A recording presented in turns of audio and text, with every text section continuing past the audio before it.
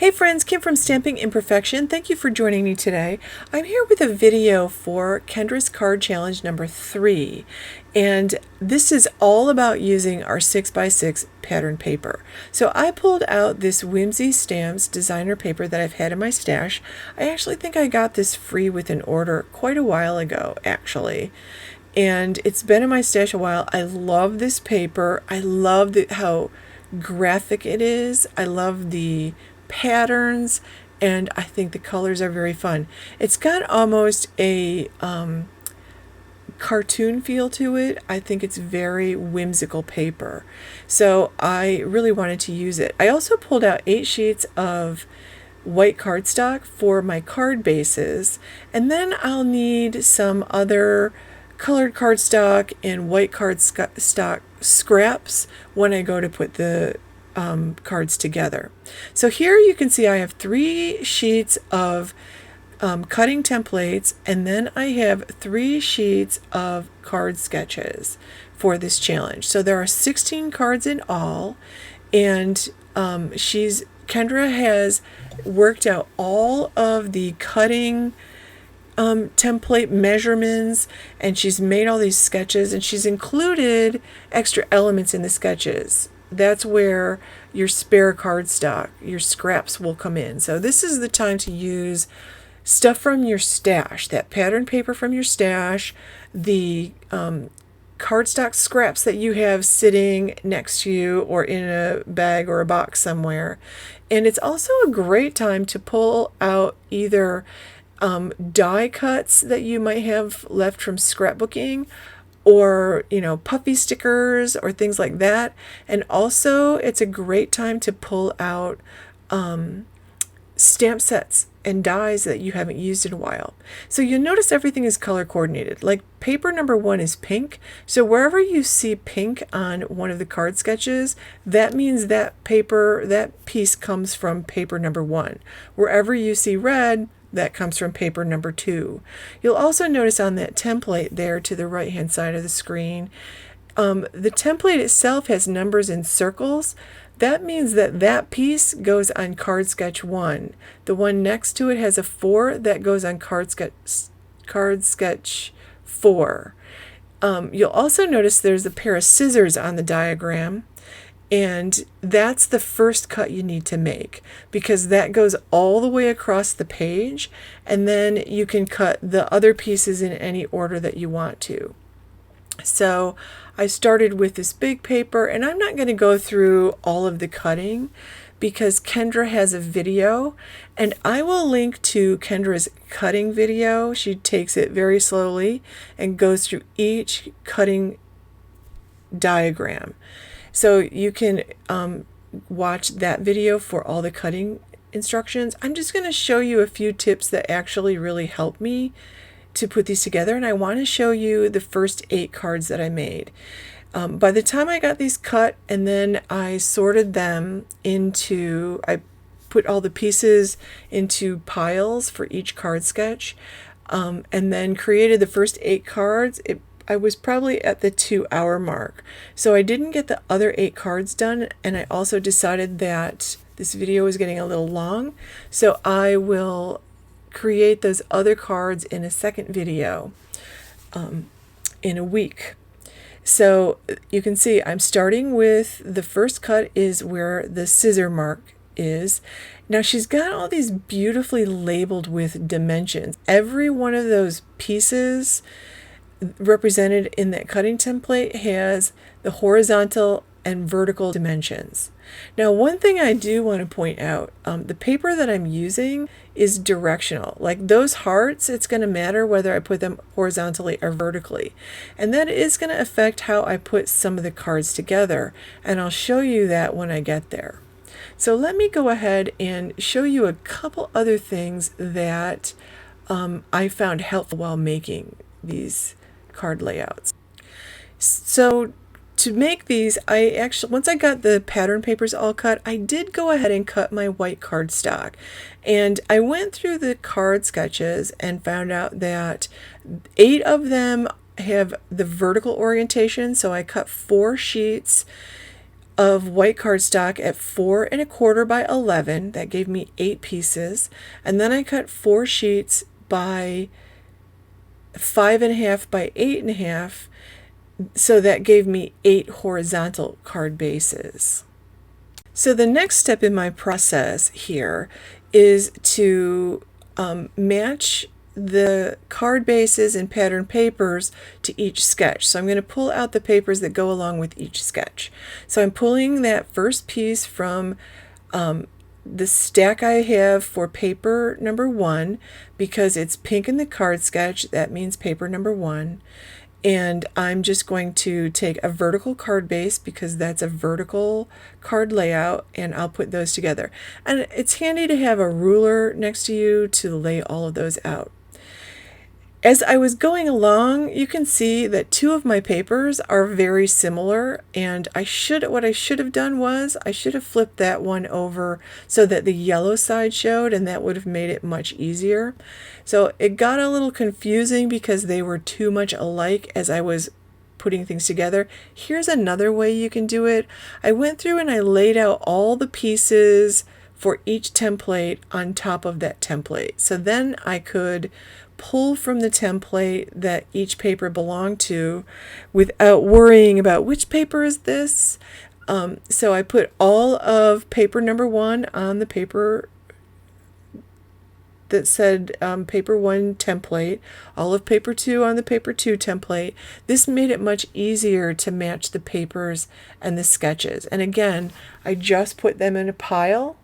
And when I was done, I had a nice pile of all the pieces with a card base and the sketches. So I could go ahead and start putting those together. Now, since I had started with the first page, which was sketch, I think it's sketches 1 through 6 or 1 through 7. It's sketches 1 through 6. Number 1 was on the bottom, number 16 was on the top, so that's where I started putting them together. So for the next phase of my process, I scored all the card bases. I could have done this earlier. I chose to do it when I put the cards together. So I scored all the card bases, and then I just glued the pattern paper on. Now, when you have the card sketches, you'll notice that there are light gray, dark gray, black, and white elements in the card sketches. Those colors represent other papers you might want to add or other shapes you might want to add. And this one had, like, all of the pieces, all of the card sketches actually have a gray around the edge, like, or around the back, meaning you may actually want to put a piece of cardstock to back those pieces of paper. And you can see on the diagram there, like that first one that I'm working on also has a white piece with a light gray border. I don't know if you can see the light gray border on that, but if you were holding on to it, it's a white piece with a light gray border. And she's put dimensions in there of what that might be. That will be a perfect place to put an image or a sentiment or something, and back it with colored cardstock if you want to. She's also put some pennants in, and she's given you some measurements for those pennants and figured out how many of that size pennant will fit there. I'm choosing not to put any of that extra cardstock in right now. So I'm just putting down the pattern papers. So I'm going to go through each one of those sketches and follow the sketch and put the pattern paper down. And then I'll go through and put down, I decided I wouldn't back any of my pattern paper with colored cardstock. I wanted to keep it as clean and simple as possible. Then once I got all the cards put together, or at least I did the first 8, I then went ahead and pulled out some old stamps and dies in my stash and a few new ones that I was looking forward to using, and I created my cards. So here's this is card 13. This is card sketch 13. I did put a little cardstock border on that one, and here's card sketch 14. And I decided I didn't want any image. This paper was so just bold and graphic, I decided that that was so beautiful with just a sentiment that I would go with it. Those two giant sentiments, by the way, come from Stamplerations, and I use them all the time. For this one, I wasn't quite sure how I wanted to do this one, so I pulled out some Sunny Studio critters and colored them in and then die cut them. And as I was doing this one, I realized there's no way I'm going to be able to do that much coloring for 16 cards, so I need to find a simpler way to do this. I added a sentiment and I put some journaling around. I took a journaling pen and just added some sketch details around the edge. Same thing for this, some journaling sketch details, a little stamped critter and sentiment, and I outlined the papers with a pink marker. Not sure I love that detail, so I think I'll be adding more journaling pen to that. I was thinking I would do some faux stitching.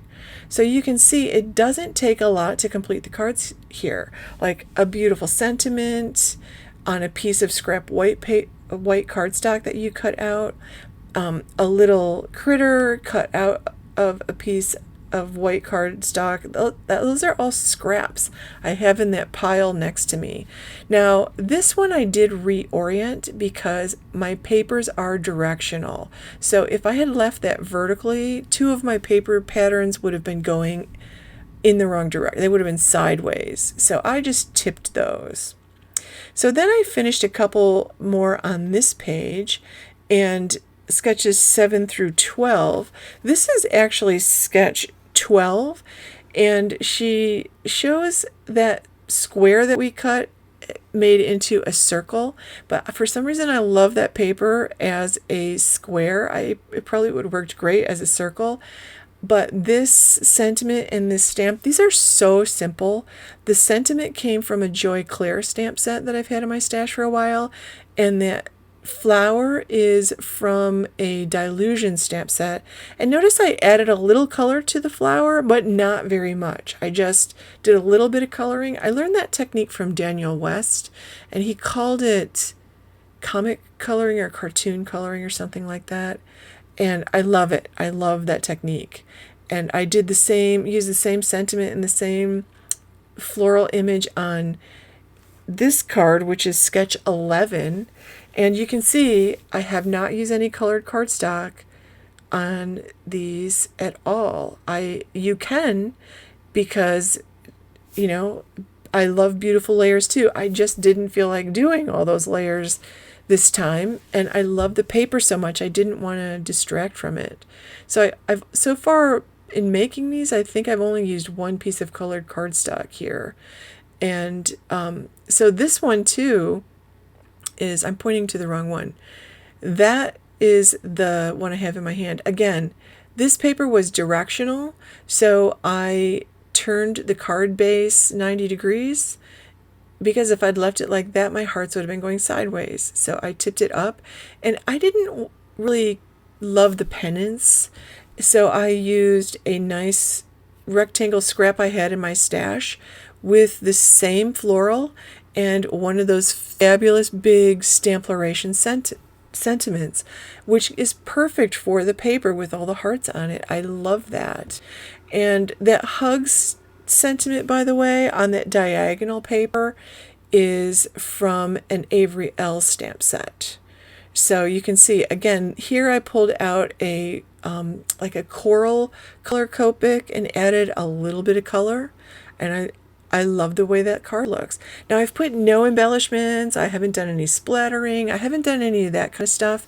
I feel like I can do that when I decide who the recipient of these will be, or when I decide if I may package these up and use them as gifts. I'll add envelopes and package them beautifully, and somebody's going to have a beautiful card set, and I'll add embellishments or splatter, or like this one I'll probably add a strip of cardstock along the top there, like bright yellow or pink or something like that, or maybe even a piece of washi tape.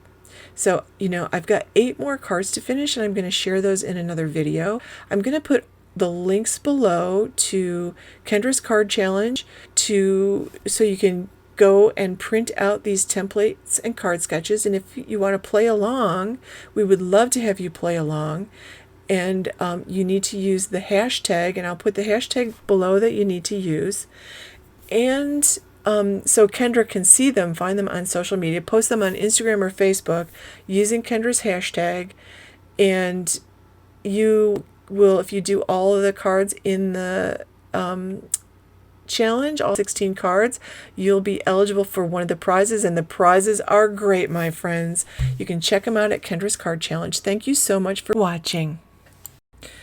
Also, friends, please give this video a thumbs up, and if you aren't subscribed, I would love it if you subscribed. Thank you so much for watching, and have a wonderful day.